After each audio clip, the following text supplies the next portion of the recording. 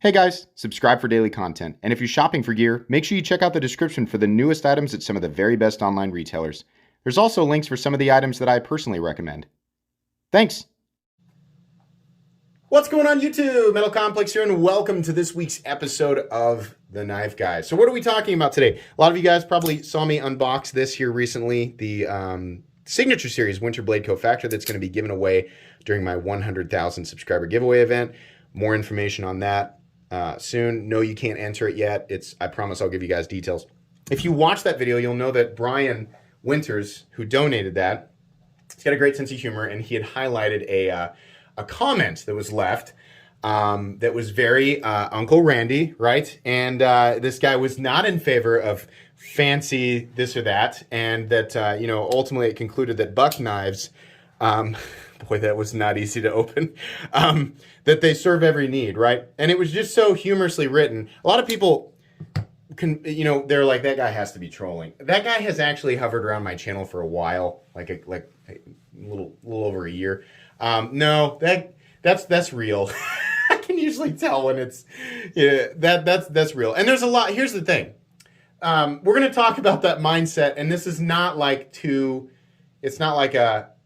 this is a good opportunity for a discussion, right? Because there are a lot of people who think like that. And when we have some, it's kind of a Kool-Aid man persona, right? And the reason I say that is because it's kind of just busting through a brick wall unannounced, and everyone's like, what? Like, that's what it feels like, right? So I like to dissect those Kool-Aid man mentalities and say what's really being said there and where that comes from. I think that makes for a good discussion, whether you're new to the knife world or you are a seasoned veteran, right, of some sort. So anyways, the comment was, like I said, very anti-modern, anti-flashy, right? And it's because this is a modern-looking folding knife. It looks fancy, right? It gives off the impression that all of the operational mechanisms are more about the senses, more about satisfying the senses than they are, about creating utilitarian convenience or advantage. That's almost always what we see from people who truly believe that no innovation needed to occur past, let's say, the buck 110, because it's on the Uncle Randy flag, right? But that's the mindset, right? Knives evolved to a certain point. Like cavemen had, rocks and slowly turned them into blades. And then a few years later, the buck 110, I'm just kidding. But yeah, like that, we never needed anything more than the buck 110, and anything beyond that is unnecessary. The truth is that not only is this convenient, I mean, literally it is light speed compared to, that's like someone going, why did we ever need faster transportation? We could have, I got this donkey pulling this cart, right? Or why did we ever need to make wheels round? These square wheels kind of do okay, right? If you're going downhill, it seems to, it's a bumpy ride, but it'll go. That's how I view that statement, right? A knife just needs to cut. Or, in the case of this guy's comment, or screw in a screw, or pry up a piece of wood, or hammer in a nail. Perhaps pry up a piece of wood that was improperly nailed down because the gentleman used a folding knife to do it. Yeah, there's so much wrong with that. And I think people say this because they say this type of stuff. They have this romanticized sort of, it's like this internal persona of themselves as this hardened man. And it's very unlikely that they've dug this deep into their own mentality, but this idea of being a man's man because the buck 110, right? This is why I call it the Kool-Aid mentality. Nobody was asking for it. I mean, I know the kids in the Kool-Aid commercial are like, wow, hey, but it's just like the Family Guy skit. Like, it probably doesn't always work out that way. Like, maybe he busts through walls where it's like nobody asked, So the guy comes in, his mentality is solidified and based on things that he has experienced so far, and now wants to use that in contrast with a video he's watching about a knife that simply looks to be fancy and unnecessary. And that's it. That's as deep as that goes, right? So breaking that down, I don't need anything that is fancy. Well, in this case, we can only conclude that that means convenient. Here's the irony. At some point, Buck decided to put what was once considered a fancy element on their knives for convenience. And of course, that element is the thumb stud, right? I know, crazy, right? At some point, a thumb stud was, what's all this fancy nonsense going on here with this? I've been opening my knives with two hands for years. I don't need to open it with one hand. That's just some kind of future crazy, some kind of fancy alien stuff going on here. I don't know. Okay, so Buck did that because I'm sure, even though they do still make, the two-handed opening knives. And again, if you like this stuff, I'm not coming down on you. I think everybody can enjoy what they want to enjoy. I think it's about how you approach the situation and, about asking yourself, like, where did this mentality come from? That I've decided that, the best knife ever is the Buck 110 and that no innovation needed to occur. This is my argument against that. Buck themselves decided, actually, I think that might be a little bit more convenient, right? So over time, things like the flipper tab or whatever, like the button operated this or that, right? There's elements of convenience there. Sure, there are elements of, like knife enthusiast stuff. This is generally where the line is that these people over here, the Uncle Randys, are like, everything beyond this point is just knife enthusiast nonsense. They don't care to explore it or understand it because it looks like that, right? Which is this split-second decision. No. It could not possibly offer any elements of convenience over the beloved whatever it is that they're using, right? It's not true. At all.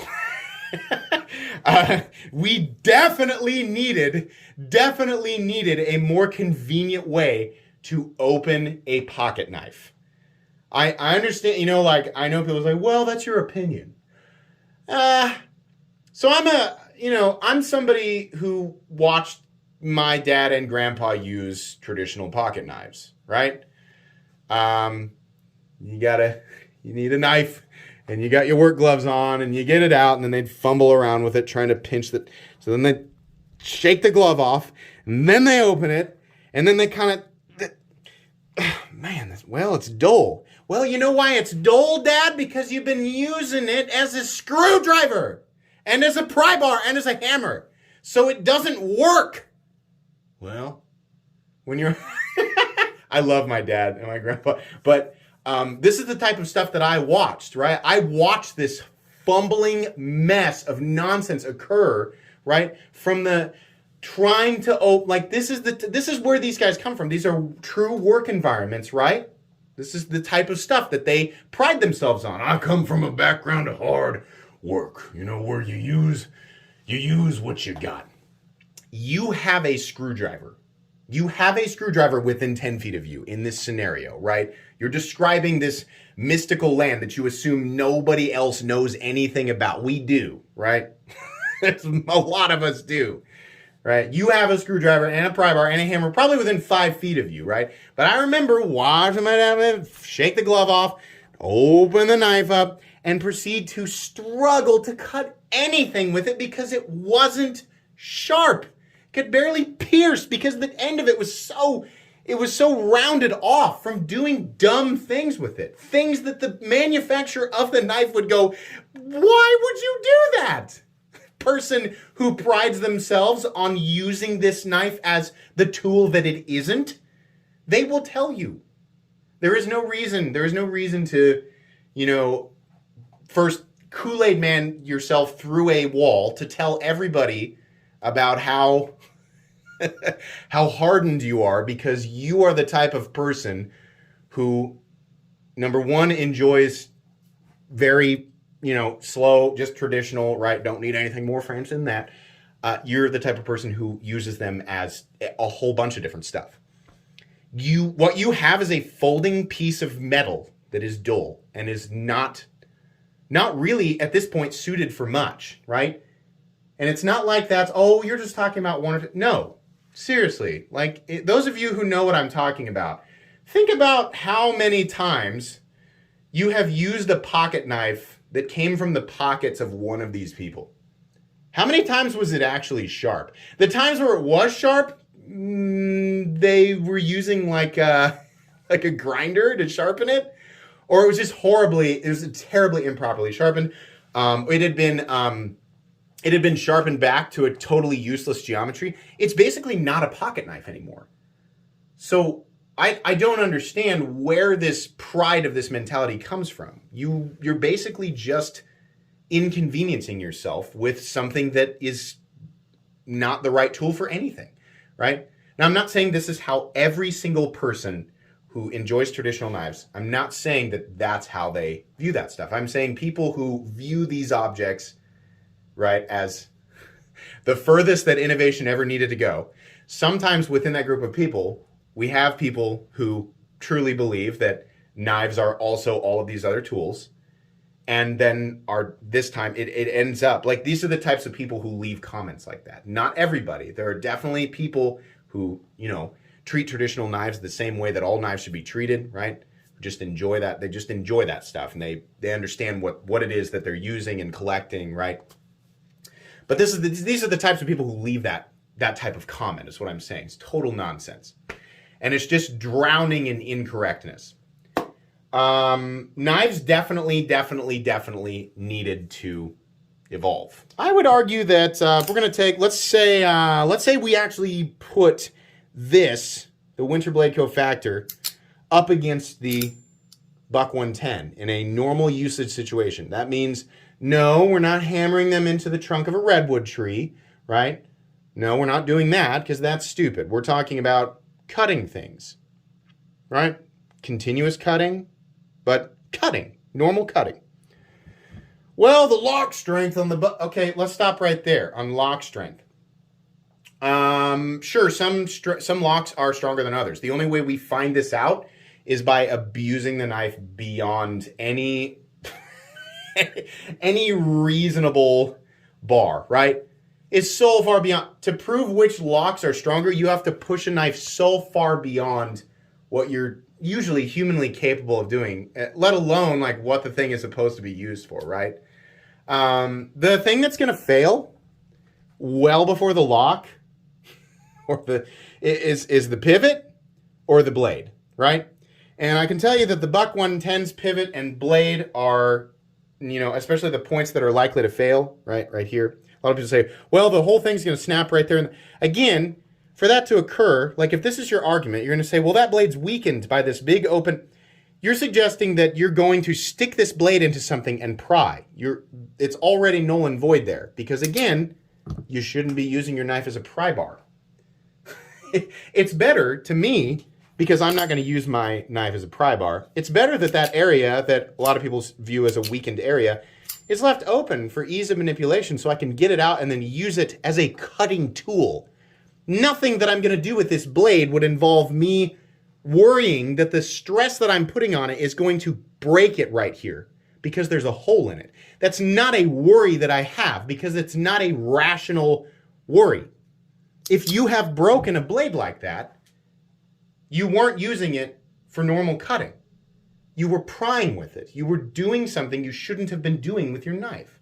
In any case, still, the part that's more likely to fail, let's pretend this is the Buck 110, on both knives is probably the tip, right? That's probably where it's more likely to fail, not the lock. So the whole locking thing, that just, if we're going to discuss that, we're dipping into the realm of abuse, or just it's not a normal parameter, right? So coming down to the cutting geometry, I think most continuous cutting tasks, you guys know what the geometry is of the Buck 110. It'll do the job for sure. It'll do it. This is gonna do continuous cutting a little bit better. Now different things, right? Different circumstances, sure. There are situations where a more robust or thicker behind the edge geometry might be better, right? Perhaps like feather sticking or something like that. But if all anybody ever needed was the Buck 110, then literally every pocket knife in existence would be the Buck 110, right? That's not the case. We realized, this doesn't work for this, or this doesn't work for that. We need a different blade shape, right? And so on and so forth. This would be better if we had this here, if we had this operating mechanism here, or we did this, because not every single person has an occupation or a lifestyle that calls for exactly the Buck 110, right? It's just not the case. But I would say in most situations, let's say this, in most situations, the Buck 110 will work pretty okay. I think what's going to happen here is that this video is going to spark this heavy, like, he's saying that everybody who likes traditional knives is wrong and they need to get rid of them. They need to throw them away because modern knives are better universally. No, that's not what I'm saying. I'm saying if you come through like the Kool-Aid man and announce to everybody that the stuff that they like is completely and totally unnecessary and nonsensical because it is based on non-utilitarian enthusiast elements and not the classic Buck 110, we're going to roll our eyes at you because it's just not true. Things are more dynamic than that. Things are more complicated than that. And really what you're saying to people, and people who leave comments like the guy who did this one, is, I don't know a whole lot about what's outside of this world right here because this is all I've ever used and I've been using it a very specific way and I'm not really sure why. I think liking what you liking what has worked for you is fine. And you know what? If you are the type of person who carries a traditional knife, uses it for things that are outside of the realm of normal for a pocket knife, and maybe it does make you feel, tough and hardened and seasoned, this or that. Okay, but the way you approach that, right? Listen, some of this stuff that you guys like is it's different, and some of it's interesting, and some of it's a bit flashy for me, but I don't know. I don't know that I'm super into it. I just like my traditional, I just like my Buck 110, It's not as fancy, it doesn't open as fast, and it doesn't have a pocket clip or anything like that, but it works for me, and that's just what I like. It's okay if you like that, but this is what I know and this is what I like. Had that been how the comment was worded, I'd have gone, yeah, hey, that's cool. There's nothing wrong with that. You're not wrong. You're not wrong, and we're not right for disagreeing with you. You're not right. Nobody's right. That right there is a much more reasonable way to approach something. I don't know anything about firearms. I gotta be honest with you. I know very little about firearms. But I am not people are gonna say, but you make memes. Go look at the memes and make sure that you make sure you understand, right, where I'm going, what I'm poking fun at with the memes. I don't know anything about firearms. I'm sure that if I, dove into that community, that I would find something that was intriguing to me, probably enough to spend a lot of money on it. You know how I know this? Because I recently did it with watches. And because, sometimes there are firearms that I think are kind of neat, like they kind of look neat, right? I don't know very much. What I'm definitely not going to do is kick the doors into that community and go, you're all dumb. Everything that I know is smart and everything that you have is dumb. I don't know anything about it, but from way over here with my binoculars, it looks kind of dumb. Like that's of course you're going to get waved off, right? No one is going to, who's that for? It's not for, they're going to go, okay, cool. Have fun over there, dumb guy. Yeah, it's just for you, right? So that's what this is about, is let's not pretend right? Let's not pretend that anything beyond whatever you prefer is unnecessary. Those are preferences, right? This is another situation where people are crossing the threshold of thinking that their opinion is fact that should apply to everybody. No, it's just based on, we're these little tiny grains of sand, and we have very tiny little existences. We can only experience teeny tiny little tidbits of things, right?